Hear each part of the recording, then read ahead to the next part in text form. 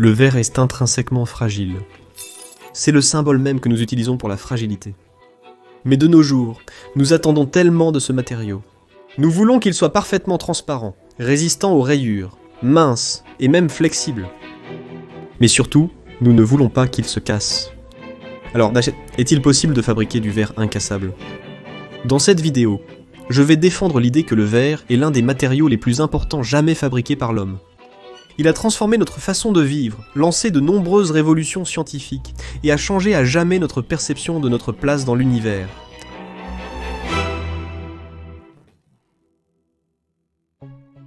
Au milieu de 2006, Steve Jobs avait un problème. Apple travaillait sur le premier iPhone, qui devait sortir en janvier 2007. Mais Jobs n'était pas satisfait de l'écran. Les prototypes qu'il testait avaient des écrans en plastique qui se rayaient facilement. Alors Jobs voulait du verre, mais le verre ordinaire ne fonctionnerait pas. Il se rayerait aussi et il se briserait également. De plus, il voulait un téléphone élégant avec un verre très fin. Alors il a appelé le président directeur général de Corning, Wendell Weeks, pour lui demander de fabriquer le verre pour Apple. Et 6 mois plus tard, il était sur le premier iPhone. C'était du verre Gorilla. Le verre Gorilla est utilisé dans les téléphones, ordinateurs et appareils portables depuis 17 ans. Maintenant, il est utilisé sur des milliards d'appareils. Et au fil des années, il est devenu beaucoup plus durable. Nous avons envoyé Peter, le producteur de Veritasium, au siège de Corning pour voir comment le verre Gorilla est fabriqué et comment il fonctionne. Nous aurons besoin d'un volontaire. Oui, j'imagine que c'est moi. Voici donc notre démonstration de rayage. Ici, nous avons un polycarbonate, qui est essentiellement un plastique, et ensuite nous avons un verre Gorilla.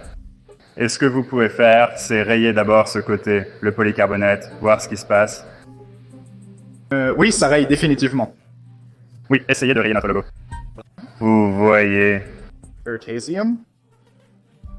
Oui. Maintenant, répétez la même chose de l'autre côté. Donc c'est du verre Gorilla. Oui, définitivement. Ça ne se raye pas du tout. Pour briser du verre, il faut 2 choses, un défaut et une contrainte. Pour introduire le défaut, ils ont sablé un endroit au milieu du verre pour rendre sa surface rugueuse, et Peter appliquera la contrainte. Prenez cette pointe et mettez-la à l'intérieur de ce cercle et appuyez pour voir si vous pouvez le briser. Pas trop dur, non? Très bien. Donc ensuite, nous avons le verre pseudo-calcique renforcé. Faites pareil pour voir s'il se brise. C'est un peu plus dur, c'est sûr. Ensuite, il y a du verre Gorilla.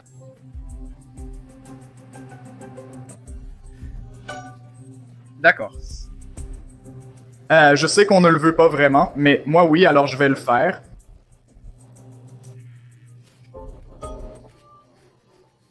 C'est incroyable. Alors, il y a 2 réponses. La première réponse est soit c'est une très bonne démo, je comprends parfaitement comment vous montrez les choses.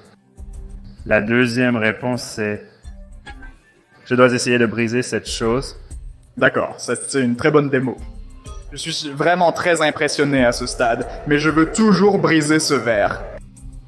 Génial. Genre, je plie le stylet. Ok, impressionnant.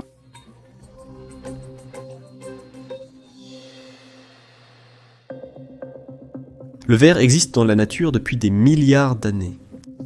Il est formé par des impacts de météorites, des éclairs et des éruptions volcaniques.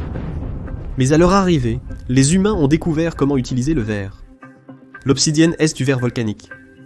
Elle se forme quand la lave refroidit vite. Extrêmement fragile, lorsque frappée avec une autre roche, il est possible d'en détacher des sections pour obtenir un bord de plus en plus tranchant. Il y a des preuves que l'obsidienne a été utilisée pour des outils de coupe, des pointes de flèches et des pointes de lance dès 1,2 million d'années auparavant. Et elle n'est pas passée de mode. Aujourd'hui, certaines lames de scalpels chirurgicaux sont affûtées jusqu'à seulement 3 nanomètres de large, et le meilleur matériau pour cet usage est l'obsidienne. Comparé aux millions d'années et plus pendant lesquelles nous avons utilisé le verre, nous n'avons commencé à le fabriquer que très récemment, il y a environ 5600 ans. Le verre le plus courant est principalement composé d'oxygène et de silicium, les 2 éléments les plus abondants dans la croûte terrestre. Dans la nature, vous trouvez le dioxyde de silicium cristallin sous forme de quartz. Cristallin signifie que les atomes sont disposés dans une structure régulière et répétitive, et le quartz est le constituant principal du sable. Si vous chauffez du sable à environ 1700 degrés Celsius jusqu'à ce qu'il fonde, puis le refroidissez rapidement, il forme du verre. Pendant le processus de refroidissement rapide, les atomes n'ont pas assez de temps pour retourner à leur structure cristalline périodiquement arrangée. Ils restent donc coincés là où ils sont, comme un liquide qui a été instantanément congelé sur place. C'est pourquoi le verre est considéré comme un solide amorphe. Amorphe signifie simplement désorganisé, sans aucun arrangement régulier. Mais c'est peut-être de là que vient la méprise sur le fait que le verre serait un liquide. Ce n'est pas un liquide. À température ambiante, le verre est solide car les atomes sont immobiles. Ils ne peuvent pas s'écouler les uns à côté des autres, comme dans un liquide. J'ai même fait une vidéo sur ce thème il y a 9 ans. Ils sont désordonnés, mais ils sont solides. Cette structure amorphe est également ce qui rend le verre si fragile, car il n'y a aucun moyen pour la structure de soulager le stress. Lorsqu'une contrainte est appliquée au verre, une petite fissure se forme à un défaut sur la surface. Et lorsque le verre se fissure, la contrainte est appliquée aux atomes ayant moins de voisins, donc la fissure s'agrandit, ce qui conduit finalement à la fracture du verre. Nous passons maintenant aux démonstrations d'impact. Nous utilisons du papier de verre. Cela ressemble à une surface d'asphalte, donc si vous sortez de votre voiture et que vous laissez accidentellement tomber votre téléphone sur le parking. C'est ce que nous reproduisons ici, c'est ce dispositif. Il le plie, le précontraignant ainsi. La surface rugueuse permet d'introduire le défaut. Et ici, nous avons un verre alternatif, similaire à certains produits de la concurrence de différentes choses sur le marché. Et quand vous êtes prêt, vous pouvez lâcher. 3, 2, 1. On a entendu un bruit. D'accord, donc ça c'est cassé. Oui, ce n'est pas ça ce que tu veux voir quand tu ramasses ton téléphone sur le parking. Non, j'ai le cœur brisé. Ensuite, il y a le verre Gorilla et ce que nous appelons le Mega Slap. C'est un nom très excitant, n'est-ce pas? Vous pouvez voir que ça gagne considérablement en hauteur. Devrais-je le faire d'ici? Non, à partir du sommet. D'accord, donc nous n'augmentons pas seulement la hauteur, nous commençons aussi de tout là-haut. Oui. 3, 2, 1...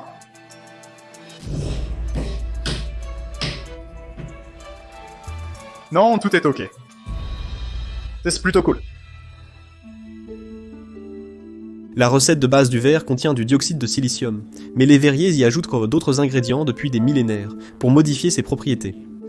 L'ajout de carbonate de sodium, soda, et d'oxyde de calcium, chaud, réduit la température de liquéfaction de 1700 degrés Celsius à environ 1000 degrés. Celsius. Et c'est pourquoi le verre sodocalcique représente environ 90% de tout le verre fabriqué aujourd'hui.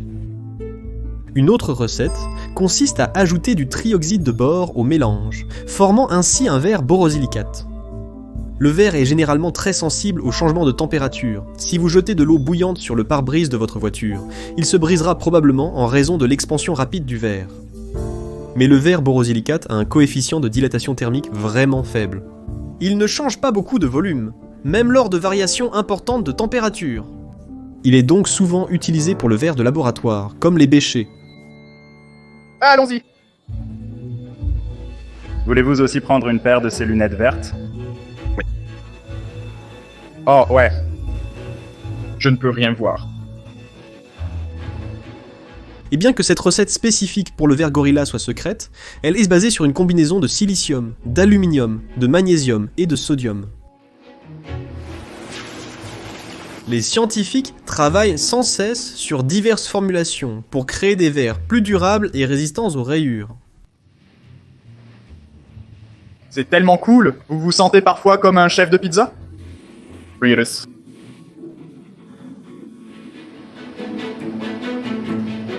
C'est en fait dans cette installation que se déroule cette expérimentation.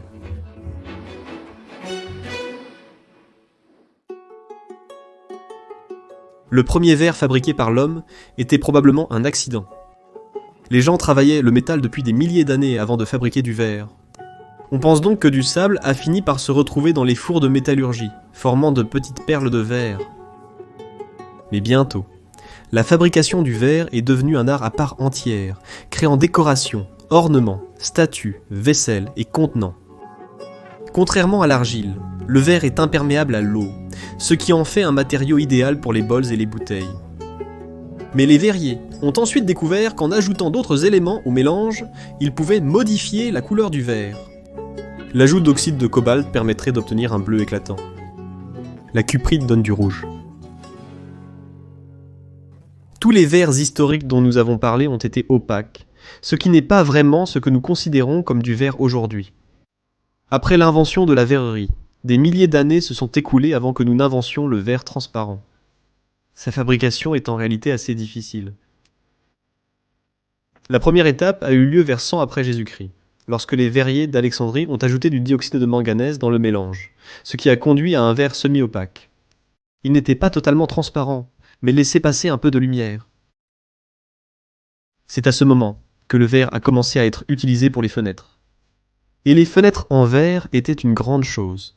Je veux dire, elles fournissent une barrière physique qui garde l'air chaud à l'intérieur et le vent, et les petites bêtes à l'extérieur, tout en permettant toujours à la lumière de briller dans votre maison. Mais le premier verre vraiment transparent a été fabriqué plusieurs siècles plus tard, autour de la ville italienne de Venise. L'art de la verrerie prospérait et apportait beaucoup d'argent à la ville. Il y avait juste un problème. Pour fabriquer et manipuler le verre, vous avez besoin de fours très chauds, et à l'époque, Venise était une ville construite presque entièrement en bois. Donc oui, les verriers apportaient beaucoup d'argent à la ville, mais ils la brûlaient aussi accidentellement tout le temps. Donc en 1291, le gouvernement de Venise en avait assez, alors ils ont déplacé tous les verriers sur l'île de Murano. L'île est devenue connue comme l'île du verre, célèbre pour la fabrication du verre le plus beau et le plus complexe du monde. C'est aussi là que le verrier Angelo Barovier a inventé le verre transparent. Il a pris des algues riches en oxyde de potassium et en manganèse. Il les a brûlées pour créer de la cendre. Ensuite, il a ajouté cette cendre à son verre et quand il a refroidi, il a découvert que le verre était transparent.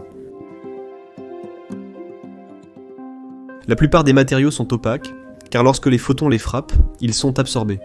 Le photon excite un électron, le poussant à un niveau d'énergie plus élevé. Mais cela ne se produit que lorsque l'énergie du photon correspond à l'énergie d'une transition électronique autorisée, et différents matériaux ont différents niveaux d'énergie. Dans le verre transparent, l'énergie nécessaire pour déplacer un électron d'un état inférieur à un état supérieur est supérieure à la quantité d'énergie qu'un photon de lumière visible possède. Le photon passe donc simplement à travers. Maintenant, bien que le verre soit transparent à la lumière visible, il interagit avec d'autres parties du spectre électromagnétique. Il absorbe une grande partie du spectre ultraviolet car les photons UV ont plus d'énergie. Ils peuvent donc pousser l'électron à un niveau d'énergie plus élevé et être absorbés. Cela le rend opaque aux UV. C'est de cette manière qu'on fabrique le verre coloré. L'ajout d'impuretés dans le verre modifie les niveaux d'énergie des électrons, ce qui change la couleur du verre. Si vous regardez une vitre de côté, vous pourriez remarquer qu'elle semble légèrement verte, ce qui est dû au fait que le verre le plus couramment utilisé pour les fenêtres, le sodo-calcique ou soda lime, contient des impuretés d'oxyde de fer, qui donnent au verre une teinte verte. Le verre absorbe plus les autres couleurs que le vert, c'est pourquoi nous le voyons.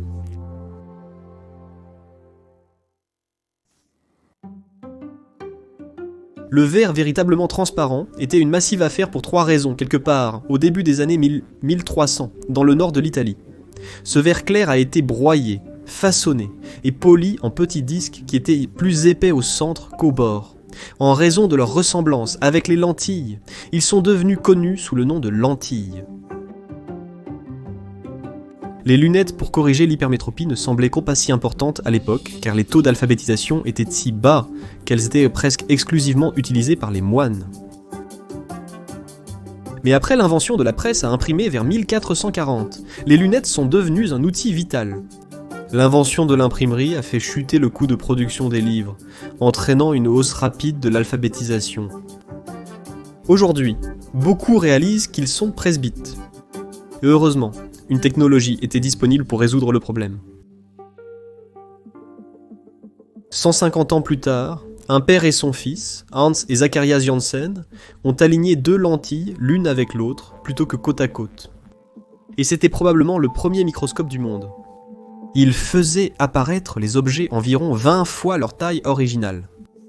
Dans les années 1660, Anthony van Leeuwenhoek a apporté des améliorations significatives au microscope en taillant lui-même les lentilles. Il pouvait agrandir les choses 200 fois lui permettant de voir les cellules humaines.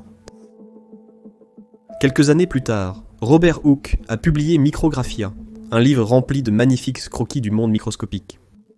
Et tout cela a été possible grâce au verre transparent. Et en 1608, Hans Lippershey, un fabricant de lunettes, a déposé un brevet pour une longue vue. Son idée était de l'utiliser pour espionner l'ennemi sur le champ de bataille. Mais l'année suivante, Galilée a entendu parler de son idée et a réalisé qu'il pouvait pointer cet appareil vers le ciel pour étudier les étoiles et les planètes. Le télescope de Galilée grossissait les objets célestes d'environ 30 fois.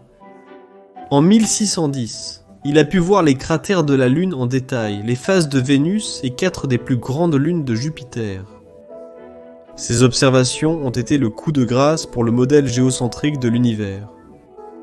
Il a vu des lunes qui tournaient clairement autour de Jupiter et non la Terre, et comment expliquer autrement les phases de Vénus, sinon en disant que la planète doit tourner autour du Soleil. Rien de tout cela n'aurait été découvert sans l'invention du verre transparent. 4 siècles plus tard, nous pouvons maintenant fabriquer du verre qui ait des ordres de grandeur plus transparents que l'eau. Du verre si transparent que si vous pouviez fabriquer une colonne aussi profonde que la fosse des Mariannes, vous pourriez voir jusqu'au fond. C'est le verre à l'intérieur des fibres optiques. Oh, ça devient sérieux. Je suis excité. Mais notre principal besoin est du verre durable. Alors, comment prenez-vous une substance qui est généralement délicate et fragile et améliorez sa résistance aux rayures et aux chutes?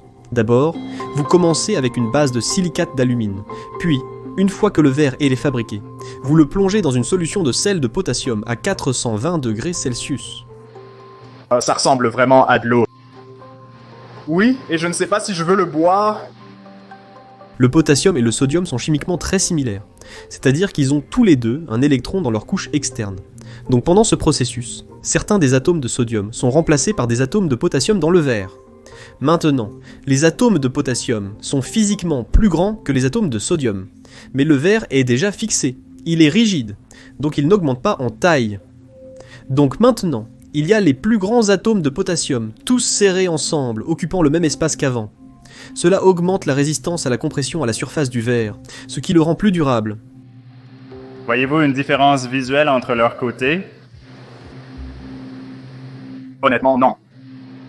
J'ai 2 morceaux de verre, l'un d'eux a subi le processus d'échange d'ions, l'autre non. Je ne sais pas lequel est lequel, et nous allons le découvrir très bientôt. 3, 2, 1. D'accord. Ben, c'est vraiment cool. Puis-je le faire plus fort? C'était un bruit sourd. Je suis époustouflé. C'est vraiment cool. C'était tout comme un échange d'ions, n'est-ce pas? Il n'y a pas d'autre différence. Vous le mettez simplement dans beaucoup de sel. Ouais, pendant quelques heures, et voilà. J'essaie de penser à une bonne analogie pour cela. Je peux imaginer s'il y avait juste un tas de gens qui se tenaient là décontractés et que tu essayes de courir à travers eux. Tu pourrais probablement rebondir à travers quelques-uns d'entre eux. Percer la foule. Mais que se passerait-il si tous ces gens étaient serrés les uns contre les autres, comme des gens qui essaient de monter dans un métro ou quelque chose comme ça? Si tu essaies de courir à travers eux, toutes ces forces vont simplement s'additionner et t'empêcher d'entrer, ou de faire une entaille, de faire une fissure, quelque chose comme ça. Mais les scientifiques de Corning cherchent sans cesse à améliorer le procédé, pour rendre le verre encore plus résistant. Il y a toute une équipe dans l'installation qui est dédiée à tester et à mesurer différents prototypes de verre. D'accord. Nous le déplaçons d'1,5 mm, 2 mm. Oups. Et ils mettent vraiment le verre à rude épreuve, effectuant des tests de flexion, des tests de rayure, et en laissant tomber de lourdes boules d'acier sur le verre. Ils ont aussi des répliques de téléphone, avec divers écrans en verre, qu'ils laissent tomber de hauteur croissante. Donc nous pouvons monter un peu, et peut-être que nous pouvons imaginer que je prends un selfie. Tout cela est fait pour rendre la prochaine version du verre Gorilla encore plus durable qu'elle ne l'est déjà. Est-ce qu'on fait ça? Si tu veux. Haut d'1,7 mètre, soit environ la hauteur d'un selfie. 3, 2, 1. Ramasse-le. Toujours bon, encore survécu. Mec, c'est assez incroyable. Tu sais, je trouve plutôt ironique que nous réalisions cette vidéo en ce moment, alors que mon téléphone ressemble à ça. Je ne sais pas si vous pouvez voir ça. Donc c'est toujours du verre. Il se fissure toujours. Ce n'est pas encore parfait, mais cela s'améliore constamment car les scientifiques travaillent sur des moyens de rendre ce matériau de plus en plus durable. Et nous avons fait un si long chemin. Je suis simplement reconnaissant de pouvoir avoir ce matériau. Et c'est incroyable, même s'il se fissure encore parfois, avec des personnes qui refusent d'acheter une coque pour leur téléphone.